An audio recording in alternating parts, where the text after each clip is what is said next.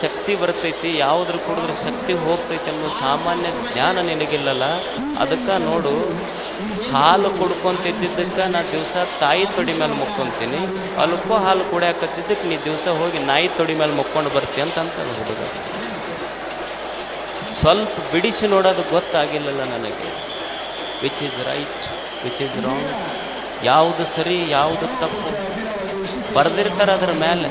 ಈಗ ಸೇರ್ತಾರೋ ಇಲ್ಲ, ಚುಟ್ಟ ಸೇರ್ತಾರೆ, ಸಿಗರೇಟ್ ಸೇರ್ತೀರ, ಅದ್ರ ಮೇಲೆ ಬರೆದಿರ್ತಾರೆ ಇದು ದೇಹಕ್ಕೆ ಒಳ್ಳೆಯದಲ್ಲ, ಇಂಜುರಿಯಸ್ ಟು ಹೆಲ್ತ್ ಅಂತ. ಇದು ದೇಹಕ್ಕೆ ಒಳ್ಳೆಯದಲ್ಲ ಅಂತ ಅಂತಿರ್ತಾರೆ.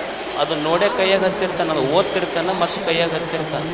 ಅವ್ರ ಮನ್ಯಾಗ ಹೆಣ್ಮಕ್ಳು ಬೈತಿರ್ತಾರೆ ಅವನಿಗೆ, ನೋಡು ನಿನಗೆ ದಮ್ ಹತ್ತೈತಿ, ಟಿ ವಿ ಬಂದೈತಿ, ಕೆಮ್ಮಿಸ್ತಿ, ಬಿಡು ಅದನ್ನು. ಅವ ಕೈಯಾಗ ಹಚ್ಚಿರ್ತಾನೆ, ಅದನ್ನು ಹಚ್ಚಿ ಅಂತಿರ್ತಾನೆ ಅವ್ರಿಗೆ. ನೀವು ನೋಡ್ರಿ, ಸಾಮಾನ್ಯವಾಗಿ ಇದು ಮನೆಯಲ್ಲಿ ನಡೀತಿರ್ತೈತಿ. ಹೆಣ್ಮಕ್ಳು ಹೇಳ್ತಿರ್ತಾರೆ ಮನ್ಯಾಗ, ಸೇದಬೇಡ, ಇದು ಒಳ್ಳೇದಲ್ಲ, ಡಾಕ್ಟ್ರ್ ಬಿಡು ಅಂದಾರ. ಅವ ಅಂತಿರ್ತಾನೆ, ಈಗ ಬಿಟ್ಟರೆ ನಿನಗೆ ಬಿಡ್ತೀನಿ, ಇದನ್ನು ಬಿಡೋದಿಲ್ಲ ಅನ್ನಂಗಿಲ್ಲ. ಈಗ ಬಿಟ್ಟರೆ ನಿನಗೆ ಬಿಡ್ತೀನಿ, ಇದನ್ನು ಬಿಡೋದಿಲ್ಲ. ಅದು ಕೈಯಾಗ ಚುಟ್ಟ ಹಚ್ಚಿರ್ತಾನೆ. ಅದು ಕೈಯಾಗ ಹಚ್ಚಿದ ಚುಟ್ಟ ಸಿಗರೇಟ್ ಇರ್ತೈತಲ್ಲ, ಅದು ಆ ಹೆಣ್ಮಗಳಿಗೆ ಅಂತಿರ್ತೈತಂಥದ್ದು. ನೀ ನನಗೆ ಸೌತ್ ಇದ್ದಂಗೆ, ನೀನು ನನಗೆ ಸೌತ್ ಇದ್ದಂಗೆ. ನೀನು ಅಗ್ನಿ ಸಾಕ್ಷಿಯಾಗಿಯೇ ಅವನ ಕೈ ಹಿಡಿದು ಬಂದು ನೋಡಿ, ನಾನು ಅಗ್ನಿ ಸಾಕ್ಷಿಯಾಗಿಯೇ ಅವನ ಕೈಯಾಗದೆ. ನೀನು ಅಗ್ನಿ ಸಾಕ್ಷಿಯಾಗಿಯೇ ಅವನ ಕೈ ಹಿಡಿದು ಬಂದು, ನಾನು ಅಗ್ನಿ ಸಾಕ್ಷಿಯಾಗಿಯೇ ಅವನ ಕೈಯಾಗದೇನೆ. ಅದು ಚುಟ್ಟು ಅಂತಿರ್ತೈತೆ ಅಂತ. ನಿನಗೂ ನನಗೂ ವ್ಯತ್ಯಾಸ ಏನಂದ್ರೆ, ನೀ ಅಗ್ನಿ ಸಾಕ್ಷಿಯಾಗಿ ಅವನ ಕೈ ಹಿಡಿದು ಅವನು ಕೂಡ ಇರಾಕೆ ಬಂದಕ್ಕೆ, ನಾ ಇವನು ಕರ್ಕೊಂಡು ಹೋಗಕ್ಕೆ ಬಂದಕ್ಕೆ, ಅಷ್ಟೇ ವ್ಯತ್ಯಾಸ ಇತ್ತು. ನಮಗೂ ಸ್ವಲ್ಪ ಗೊತ್ತಾಗಲಿಲ್ಲಲ್ಲ, ಯಾವುದು ಕೆಟ್ಟದ್ದು, ಯಾವುದು ಒಳ್ಳೆಯದು, ಯಾವುದು ಸರಿ, ಯಾವುದು ತಪ್ಪು ಅನ್ನೋದು ಸ್ವಲ್ಪ ಬಿಡಿಸಿ ನೋಡುವ ಜ್ಞಾನ ಗೊತ್ತಾಗಲಿಲ್ಲ ಮನುಷ್ಯ. ಅದಕ್ಕಾಗಿಯೇ ಇದು. ಈಗ ನೀವು ನೋಡಿ, ನೀರು ಕುಡಿತೀರಿ, ಇವತ್ತೆಲ್ಲ ಡಾಕ್ಟ್ರು ವೈದ್ಯರು ಎಲ್ಲ ಮಾತಾಡ್ತಾ ಇದ್ರು. ನೀರು ಕುಡಿಬೇಕಾದ್ರೆ ನಾವು ಡೈರೆಕ್ಟ್ ಬೋರ್ವೆಲ್ ನೀರು ಕುಡಿದ್ವಿ ಅಂದರೆ ಅದರೊಳಗೆ ಫ್ಲೋರೈಡ್ ಕಂಟೆಂಟ್ ಇರ್ತೈತಿ.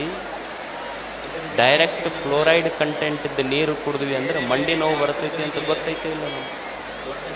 ಮತ್ತು ನಾವೇನು ಮಾಡ್ತೀವಿ, ಆ ಫ್ಲೋರೈಡ್ ಕಂಟೆಂಟ್ ತೆಗಿಬೇಕಂತ ಶುದ್ಧೀಕರಣ ಫಿಲ್ಟರ್ ಮಾಡಿ ಕುಡ್ತೀವಿ, ಶುದ್ಧೀಕರಣ ಘಟಕಗಳದಾವೆ. ನಮಗಿಷ್ಟು ಗೊತ್ತಿಲ್ಲ, ನೀರು ಶುದ್ಧೀಕರಣ ಮಾಡಿ ಕುಡಿಬೇಕು, ಕೆಟ್ಟ ನೀರು ಫಿಲ್ಟರ್ ಮಾಡಿ ಕುಡಿಬೇಕಂತ ಗೊತ್ತೈತಿ. ಮತ್ತು ಜಗತ್ತಿನೊಳಗೆ ಕೆಟ್ಟದ್ದೈತೆಲ್ಲ ಅದನ್ನು ಫಿಲ್ಟರ್ ಮಾಡಿ ತಲೆಯಾಗ ತಗೋಬೇಕನ್ನುವ ಜ್ಞಾನ ಇರದೇ ಇದ್ದರೆ ಹೇಗೆ ಮನುಷ್ಯನಿಗೆ? ನೀರು ಫಿಲ್ಟರ್ ಮಾಡಿ ಕುಡ್ದಂಗೆ ಜಗತ್ತಿನ ವಿಚಾರಗಳು ಸಹಿತ ಫಿಲ್ಟರ್ ಮಾಡಿ ತಗೋಬೇಕಾಗ್ತದೆ ಮನುಷ್ಯ. ಮತ್ತು ಫಿಲ್ಟರ್ ಮಾಡಿ ನೀರು ಕುಡಿಲಿಲ್ಲ ಅಂದ್ರೆ ಮಂಡಿ ನೋವು ಬರ್ತೈತಿ, ಫಿಲ್ಟರ್ ಮಾಡಿ ವಿಚಾರಗಳು ತೋಳಿಲ್ಲ ಅಂದ್ರೆ ಮನಸ್ಸಿನ ನೋವು ಬರ್ತೈತಿ. ಅದಕ್ಕೆ ತಾಪ ಆಗ್ತದೆ ಮನುಷ್ಯನಿಗೆ, ದುಃಖಗಳು ಬರ್ತವೆ, ಚಿಂತೆಗಳು ಬರ್ತವೆ ಅಷ್ಟೇ. ಮನುಷ್ಯನ ಬದುಕು ಹಿಂಗೆ ಫಿಲ್ಟರ್ ಮಾಡುವ ಸಲುವಾಗಿಯೇ ಇದು ತರಳ ಬಾಳ ಉತ್ಸವ. ತರಳ ಬಾಳು ಬದುಕನ್ನು ಕಟ್ಟಿಕೊಡುವಂಥ ಉತ್ಸವ, ಮನುಷ್ಯನ ಬದುಕನ್ನು ಉನ್ನತೀಕರಿಸುವಂಥ ಉತ್ಸವ, ಮನುಷ್ಯನ ಬದುಕಿನಲ್ಲಿ ಉತ್ಸಾಹ ತುಂಬುವಂಥ ಉತ್ಸವ. ಇಲ್ಲೇನು, ಎಲ್ಲರ ಜೀವನದಲ್ಲಿ ಇಂಥ ಘಟನೆಗಳು ಬಂದು ಹೋಗ್ತವೆ, ಕಷ್ಟಗಳು ಬರ್ತವೆ, ನೋವುಗಳು ಬರ್ತವೆ, ತಾಪತ್ರಯಗಳು ಬರ್ತವೆ. ಇವೆಲ್ಲವುಗಳನ್ನು ಮೀರಿ ಮನುಷ್ಯ ಉತ್ಸಾಹದಿಂದ ಬದುಕಬೇಕಲ್ಲ, ಸಂತೋಷದಿಂದ ಒಂದು ಸುಂದರವಾದ ಜೀವನವನ್ನು ಕಟ್ಟಿಕೋಬೇಕಲ್ಲ. ಈ ದೇಶದಲ್ಲಿ ರಮಣ ಮಹರ್ಷಿಗಳಂತಾಗಿ ಹೋದರು, ಬಹಳ ದೊಡ್ಡ ವ್ಯಕ್ತಿಗಳು.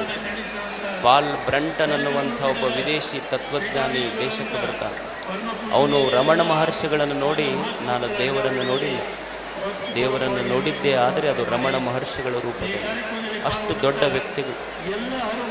ಒಮ್ಮೆ ಅವರು ತಮ್ಮ ಆಶ್ರಮದಲ್ಲಿ ಕುಳಿತಿದ್ರು, ರಮಣ ಮಹರ್ಷಿಗಳು ತಮ್ಮ ಆಶ್ರಮದಲ್ಲಿ ಕುಳಿತಾಗ ಒಬ್ಬ ಯುವಕ ಜೀವನದಲ್ಲಿ ಬಹಳಷ್ಟು ಕಷ್ಟ, ತೊಂದರೆ, ನೋವು, ಜೂಜಾಟ, ಇಸ್ಪೆಟ್ಟು, ಕುಡಿತ, ಹೆಂಡತಿಗೆ ಒಳ್ಳೆಯ ಗಂಡನಾಗಲಿಲ್ಲ, ಮಕ್ಕಳಿಗೆ ಒಳ್ಳೆಯ ತಂದೆಯಾಗಲಿಲ್ಲ, ತಂದೆ ತಾಯಿಗಳಿಗೆ ಒಳ್ಳೆಯ ಮಗನಾಗಲಿಲ್ಲ, ಸ್ನೇಹಿತರಿಗೆ ಒಳ್ಳೆಯ ಸ್ನೇಹಿತನಾಗಲಿಲ್ಲ. ಅವನಿಗನ್ನಿಸ್ತು ಜೀವನ ಬೇಸರ ಆಯ್ತು, ಸಾಕು ಇನ್ನೇನಿದೆ ಜೀವನದಲ್ಲಿ, ಆತ್ಮಹತ್ಯೆ ಮಾಡಿಕೋಬೇಕಂತ ಹೊರಟಾದ.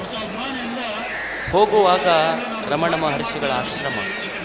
ಆ ಯುವಕನಿಗೆ ಅನ್ನಿಸ್ತದೆ, ಹೋಗುವಾಗ ಕೊನೆಗೆ ಹೇಗಾದರೂ ಸಾಯ್ಲಿಕ್ಕೆ ಹೊಂಟಿದ್ದೇನೆ. ಕೊನೆಯ ಕಾಲಕ್ಕೆ ಪುಣ್ಯಾತ್ಮರು, ದೊಡ್ಡವರು, ಮಹಾನುಭಾವಿಗಳು ರಮಣ ಮಹರ್ಷಿಗಳು ಒಂದು ಸಲ ಜೀವನದ ಕೊನೆಯ ಕಾಲಕ್ಕೆ ಅವ್ರ ದರ್ಶನ ತಗೊಂಡು ಹೋಗೋಣ.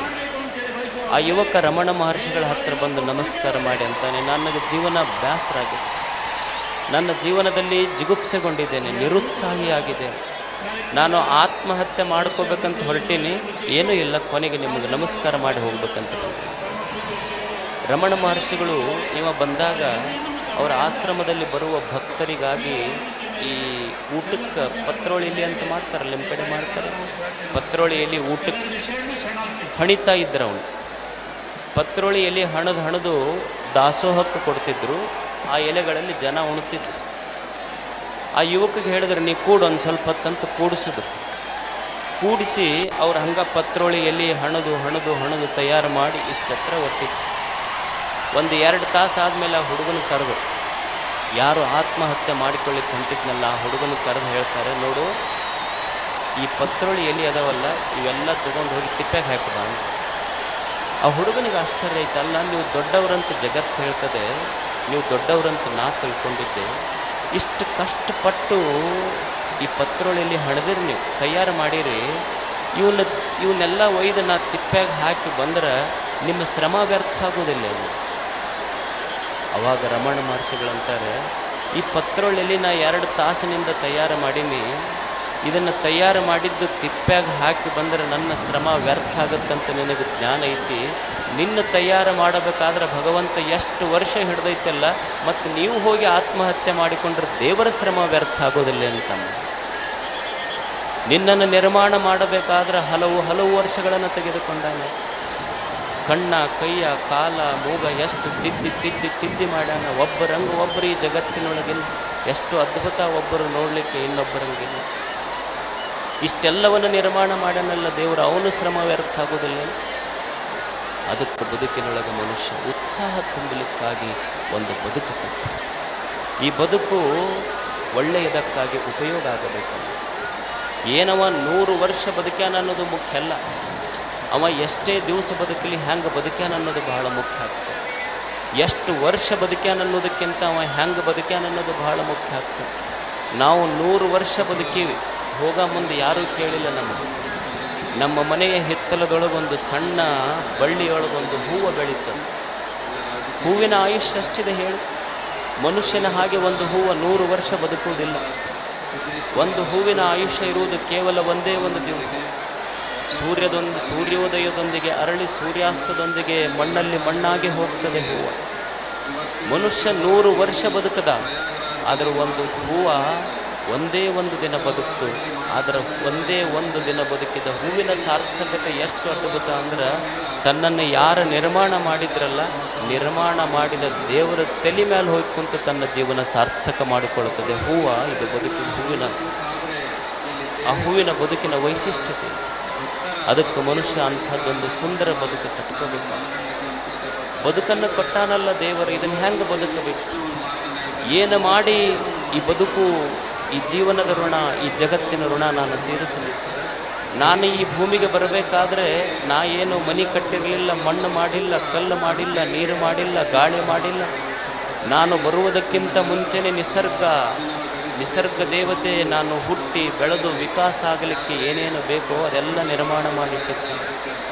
ನಾ ಏನೂ ಮಾಡಿಲ್ಲ, ಸುಮ್ಮನೆ ನಾ ಅಂತಿರ್ತೀನಿ ಅಷ್ಟೇ. ಹೊಲ ಮಾಡೀನಿ, ಮನೆ ಮಾಡೀನಿ, ಕಾಂಪ್ಲೆಕ್ಸ್ ಕಟ್ಟಿಸೀನಿ. ನಾ ಹೋದ ಮೇಲೆ ಇವು ಮಕ್ಕಳು ಹೆಂಗೆ ಮಾಡ್ತಾವೋ ಏನು ಮಾಡ್ತಾವೆ ಅನ್ನೋದಿಲ್ಲ. ನಾ ಎಲ್ಲ ಮಾಡೀನಿ, ಹೊಲ ಮನೆ ಕಾಂಪ್ಲೆಕ್ಸ್ ಮಾಡಿ, ನಾ ಹೋದ ಮೇಲೆ ಮಕ್ಕಳು ಹೆಂಗೆ ಮಾಡ್ತಾವೋ ಏನು. ಅವು ಮಕ್ಕಳು ಅಂತಿರ್ತಾರೆ, ನೀವು ಹೋಗಿ ಮೊದಲು ನಾವು ಹೆಂಗಿರ್ತೀವಿ ನೋಡಿ, ಆಮೇಲೆ ಮಸ್ತ್ ಮಜಾದಾಗಿರ್ತೀವಿ, ಅದ ಕಾಯಕತ್ತೀವಿ, ನೀವು ಹೋಗೋದಾಗ ಕಾಯಕತ್ತೀವಿ. ನಾವು ಏನು ಮಾಡಿದ್ದಾನೆ ಈ ನಿಸರ್ಗಕ್ಕಾಗಿ, ತಾನು ಹುಟ್ಟಿ ಬೆಳೆದು ವಿಕಾಸವಾಗುವ ಈ ಜಗತ್ತಿಗಾಗಿ ಮನುಷ್ಯ ಏನು ಕೊಟ್ಟಾನ ಹೇಳಿ. ಒಂದು ಕ್ಷಣ ತನ್ನ ಬದುಕಿನ ಪುಟಗಳನ್ನು ಒಂದು ಸಲ ಸಿಂಹಾವಲೋಕನ ಮಾಡಿದ್ರೆ ನಮಗನಿಸ್ತದೇನು, ನಾ ಏನು, what is my contribution to this nature, ನನ್ನ ಕೊಡುಗೆ ಏನಿದೆ ಹೇಳಿ ಈ ಜಗತ್ತಿಗೆ. ನಾವು ಸುಮ್ಮನೆ ಸಾಮಾನ್ಯವಾಗಿ ವಿಚಾರ ಮಾಡೋಣ. ನಾವು ನೀರು ತಗೊಳ್ತೇವೆ, ಒಂದು ಹೋಟೆಲಿಗೆ ಹೋಗಿ ಒಂದು ಬಿಸ್ಲರಿ ಬಾಟ್ಲಿ ತಗೋತೀವಿ. ಒಂದು ಬಿಸ್ಲರಿ ಬಾಟ್ಲಿಯ ಬೆಲೆ 50 ರೂಪಾಯಿ. ಲೀಟರ್ ನೀರು ತೊಗೊಂಡ್ರೆ 50 ರೂಪಾಯಿ ಕೊಟ್ಟಿವಿ. ಆದರೆ ಈ ಜಗತ್ತಿಗೆಲ್ಲ ಕೆರೆ ಹಳ್ಳ ಹೊಳೆಗಳನ್ನು ತುಂಬಿಸಿದ ಭಗವಂತನಿಗೆ ನಾವೇನು ಕೊಟ್ಟಿವಿ ಹೇಳಿ. ಒಂದು ಖಾನಾವಳಿಗೆ ಊಟಕ್ಕೆ ಹೋಗ್ತೇವೆ, ಒಂದು ಖಾನಾವಳಿಗೆ ಊಟಕ್ಕೆ ಹೋದರೆ ಒಂದು ಊಟಕ್ಕೆ 50 ರೂಪಾಯಿ ಕೊಟ್ಟು ಬರ್ತೀವಿ, 100 ರೂಪಾಯಿ ಕೊಟ್ಟು ಬರ್ತೀವಿ. ಆದರೆ ಈ ಜಗತ್ತಿನ ಜೀವಿಗಳಿಗೆಲ್ಲ ಕೋಟಿ ಕೋಟಿ ವರ್ಷಗಳಿಂದ ಹಸಿವಿಲ್ಲದಂಗೆ ಬದುಕಿಸಿದ ದೇವರಿಗೆ ನಾವೇನು ಕೊಡ್ತೀವಿ? ಈ ನಿಸರ್ಗಕ್ಕೆ ನಾವೇನು ಕೊಡ್ತೀವಿ ಹೇಳಿ?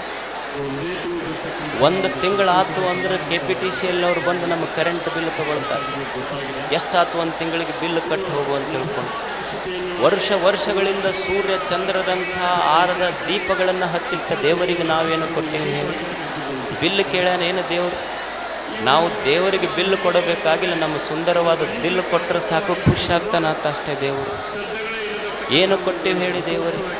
ಈ ನಿಸರ್ಗಕ್ಕೆ ಮನುಷ್ಯ ಏನು ಕೊಟ್ಟಿದ್ದಾನೆ? ನಾವು ನಮ್ಮ ಸೈಕಲ್ ಇರ್ತದೆ, ಸೈಕಲ್ ಟ್ಯೂಬ್ ಪಂಚರ್ ಆತು ಅಂದ್ರೆ